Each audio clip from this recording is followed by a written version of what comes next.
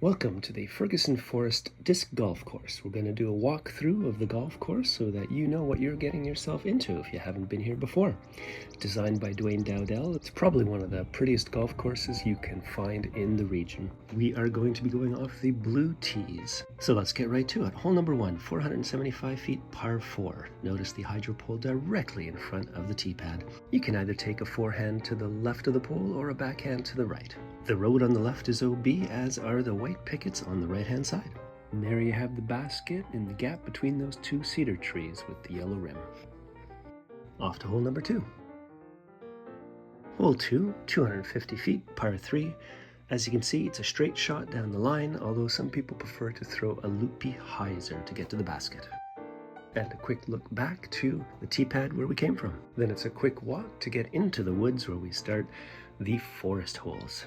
Hole 3, 315 feet, a par 4. This hole bends off to the left. You'll notice off the tee that there are two very thin trees that look a little bit like a tuning fork.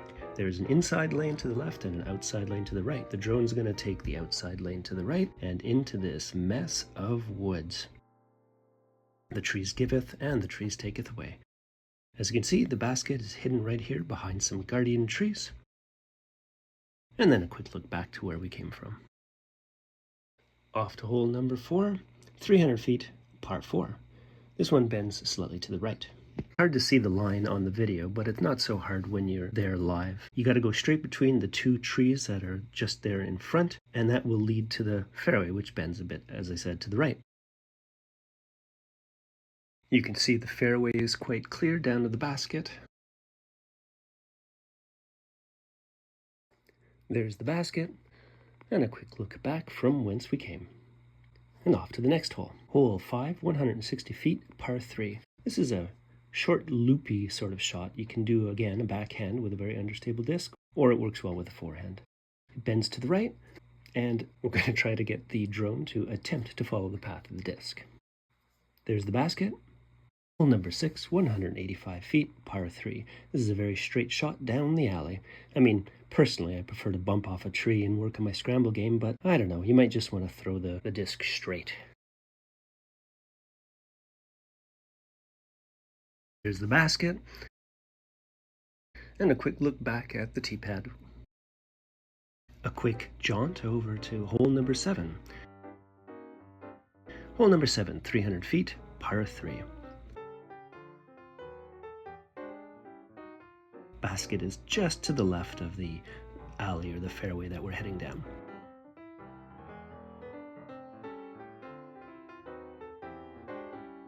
And there you can see the yellow rim of the basket just to the left. Once again, a quick look back, and off we go to the next hole. Hole number 8, 235 feet, par 3, bends to the right. It's a fairly large fairway, a couple of branches to worry about. There's the yellow band of the basket on the left, a bunch of guardian trees, and yeah, if you're lucky, you get to work on your scramble game on this hole. As always, a quick look back, and then off we head to hole number 9. Hole number 9, 210 feet, par 3, but man, I wish this was a par 4. What you have here is a forehand lane to the left of that little tree just in front, and a backhand straight shot to the right of that little tree. We're going to take the drone down the right hand. It's the more popular path, in which case the basket will be just to the left. And there you can see the yellow band, the basket just on the left. And a quick look back looks like this. Now let's head on over to hole number 10. Hole number 10, 230 feet, par 3. This may be the hardest hole on the course to actually birdie. You got to go down the alley, but then there is a major fade that has to happen to the left to get anywhere near the basket. Of course, into a mess of trees. Oh, and look, there's the basket. What a lovely group of trees to hang out in. Let's take a walk out of the woods now to get to this monster hole number 11. Hole 11, 700 feet, par 5. There's a mando just up front to the left. It's on a big pine tree there that you have to get around before you get to this lovely fairway. And at the end of this fairway, you get to the raised basket, a little to the left, surrounded by a few guardian trees. As always, just a quick look back to see where you came from. Another quick walk to hole number 12. Hole number 12, 470 feet, par 4, and oh look, all of a sudden it's a cloudy day. This hole goes slightly downhill. There's a few small trees to worry about, and of course the white pickets on the right are OB, all the way down to the basket, surrounded by some guardian trees, and you can see more pickets behind the hole for out of bounds. A quick look back, see where we were, and then off we go to hole number 13. Hole 13, 235 feet, par 3. Slightly deceptive hole because there's a rise or a hill right off the tee pad, but the raised basket is on the downhill side of that hill. So it's a bit tricky, but I'm sure you'll do fine.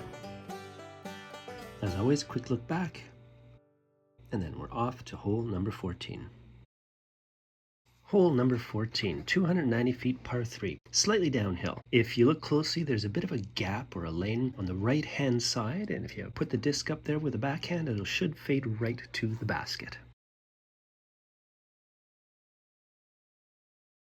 Here's the basket, and a quick look back, and then we are off to hole number 15. Hole number 15, 195 feet, par 3, straight shot through the tunnel, with the basket just a little bit to the left.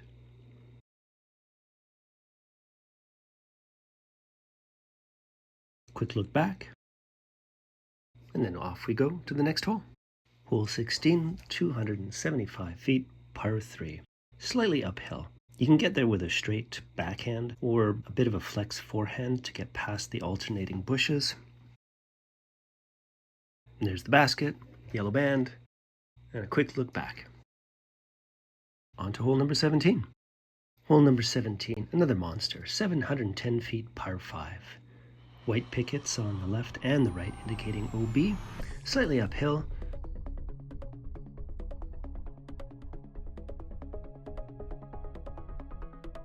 And then you can see the basket surrounded by guardian trees, and of course more white pickets indicating out of bounds.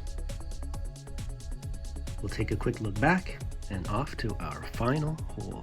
Hole number 18, 320 feet, par 3. You have a bit of a gap to get through. To get close enough for a shot at a birdie, you really have to have a bit of a flex shot, forehand or backhand. Brings us up to a couple of trees and the basket, and a quick look back for the last time. That's it. This has been a walkthrough of the Ferguson Forest Disc Golf Course in Kempfell. Hope it helps for any of you who haven't played here before, and maybe we'll see you again soon. We'll see you out there. Okay, bye.